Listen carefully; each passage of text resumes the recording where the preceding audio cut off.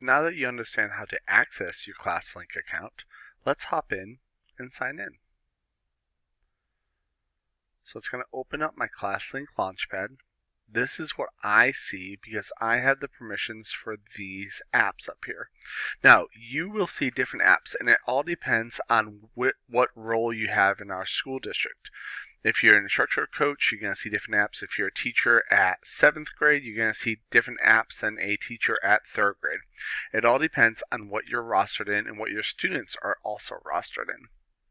So if we have an app that you see, that's because we have rostered you or you have students rostered under that application.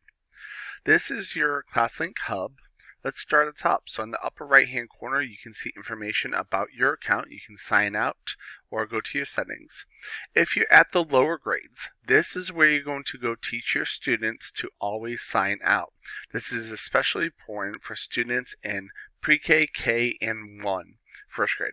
So students in those grades, they're in the kiosk mode. So when they're done using their applications, they need to make sure they click on their little icon and make sure they sign out every single time.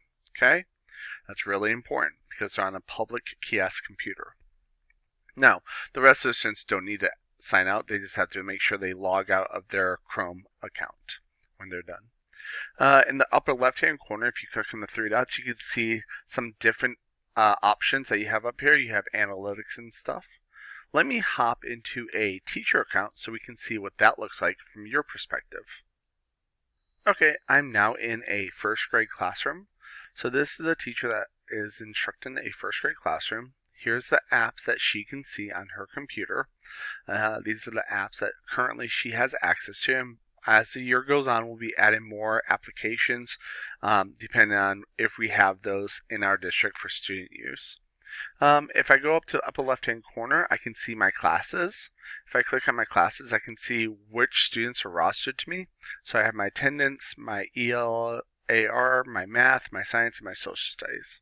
Okay, so after I look at these, I can go back to my dashboard by just exiting out of this tab. Now I'm back here. Again, I can click on the three dots. I can see my analytics of how many times I've signed in and what my students are doing. I also have support docs if I need more assistance other than just my instructional technology specialist on my campus. Here are my apps. I can also open the app library. When I do this, I'm going to add an app just for myself. So this is just a link for you. So if you see an app that you use every day or a link that you use every day, you can go in here and you can add that application. But remember, this is only adding it just for you. No one else in your classroom because they have to be fully rostered in there from our department first. I can also go to edit mode and check my notifications, see more about my account, and I can also search for apps I have or add tags. Down here in the bottom left, we also have the surfboard.